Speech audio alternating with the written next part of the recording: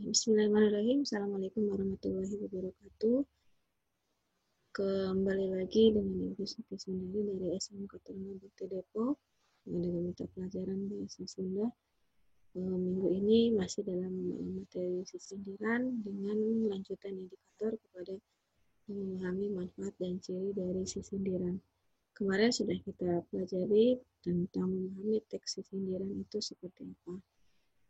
Alangkah lebih baiknya hari ini Ibu tetap share foto tayangan presentasi Ibu yang mudah-mudahan bisa menjadi bahan untuk dipelajari oleh kalian secara mandiri.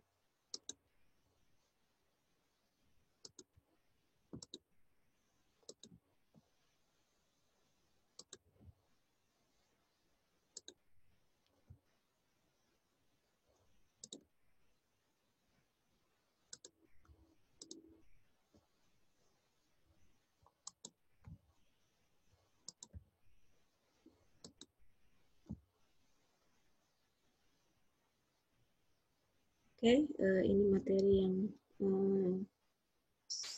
akan kita diskusikan bersama, yaitu memahami manfaat dan ciri-ciri dari sindiran. Kemarin sebelumnya sudah kita pelajari apa itu sindiran. Sindiran adalah omongan atau carita anu dibalibikeun henteu tokmol.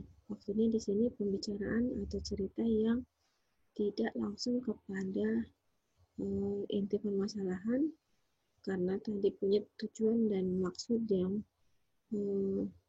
harus disampaikan tanpa harus menyinggung perasaan orang lain. Dalam sindiran ini, isi dan maksud yang disampaikan itu dibungkus dalam kulit sebuah teks, yaitu kulit di sebuah baris dalam sebuah sindiran. Manfaat dari sindiran yang pertama yaitu komunikasi dalam kehidupan sehari-hari, di mana bisa dipakai dalam kehidupan sehari-hari dari sindiran ini. Yang kedua sebagai hiburan karena sindiran ini bisa dikawinkan dari teks yang ada yang mengacu kepada pengelompokan sindiran itu masuk ke dalam golongan sastra puisi, yaitu puisi lama yang kemarin sebelumnya sudah kita diskusikan bareng-bareng. Oke, tujuan dari sindiran yaitu menghormati lawan bicara saat kita berbicara. Yang kedua, tidak menyinggung perasaan. Nah, ini karena tadi sifat dari sindiran sendiri itu pembicaraan yang tidak langsung kepada intinya tanpa harus menyinggung perasaan orang lain. Oke, ciri secara umum dari sindiran sudah kita bahas sebelumnya, akan Ibu pertegas kembali agar kalian lebih memahami. Yang pertama, di sini sapada dibangun ku opat jajar, Ibu sudah terjemahkan dalam bahasa Indonesia setiap bait dibangun oleh 4 baris. Kedua, unggal jajarna dibangun ku 8 angal, atau bahasa Indonesia setiap baris dibangun oleh 8 suku kata.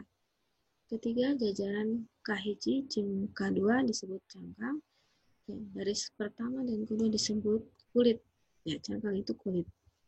4, jajaran katilu jeung kaopat disebutna eusi.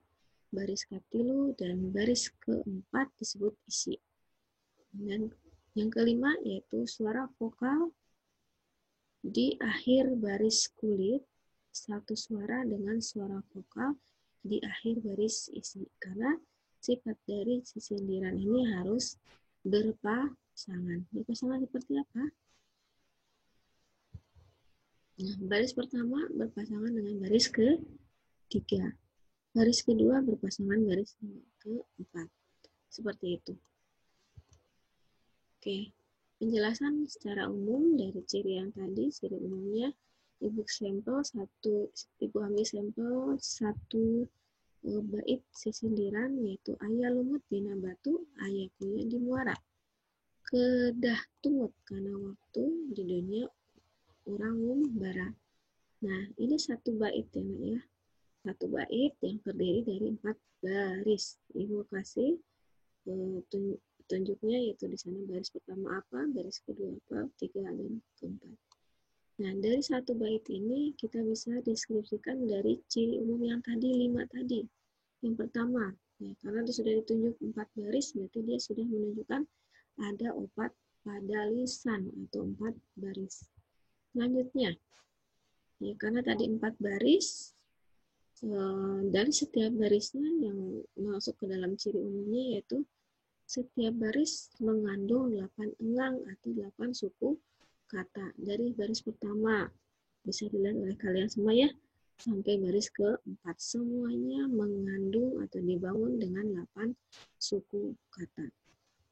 Selanjutnya, nah ini dari ciri yang selanjutnya yaitu ada cangkang dan baris cangkang dan baris isi. Nah, yang disebut dengan baris cangkang yaitu baris pertama dari baris kedua. Dari contoh ada ayah lumut dina batu, ayah kuya di muara, itu masuk ke dalam kulit atau cangkang. Yang selanjutnya kedah tumut karena waktu di dunia urang bara, ada di baris ketiga dan baris keempat, itu adalah isi. Oke, ciri selanjutnya dari contoh yang Ibu lampirkan, baris pertama dan baris ketiga itu berpasangan di mana vokal ujungnya itu adalah tu, atau lebih tepatnya suku katanya adalah tu.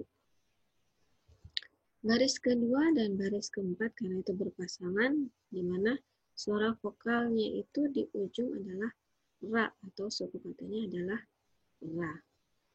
Oke, sampai sini paham ya? Ya, alhamdulillah kalau paham.